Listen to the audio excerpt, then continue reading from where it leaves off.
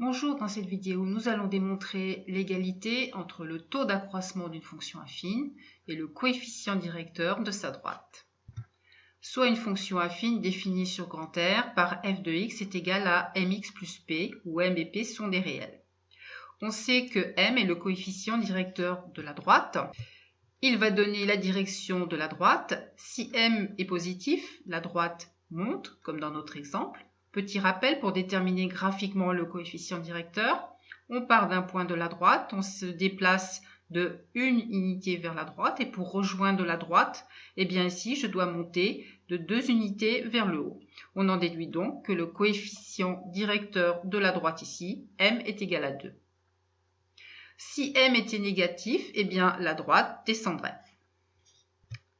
Le taux d'accroissement noté taux, c'est-à-dire c'est une lettre grecque, et qui peut signifier soit une augmentation, soit une diminution de la fonction affine entre deux réels a et b, eh bien elle est définie par l'égalité suivante. Taux est égal à f de b moins f de a sur b moins a, ou bien encore par l'expression f de a moins f de b sur a moins b. On peut donc intervertir les termes au numérateur et au dénominateur tout en respectant l'ordre des lettres. Pour démontrer l'égalité entre le taux d'accroissement de la fonction et le coefficient directeur de la droite, eh bien je vais exprimer le taux d'accroissement en fonction de m.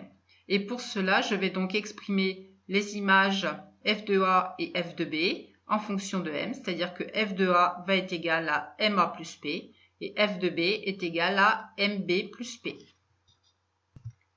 Le numérateur fb moins fa aura donc pour expression mb plus p moins, entre parenthèses, ma plus p.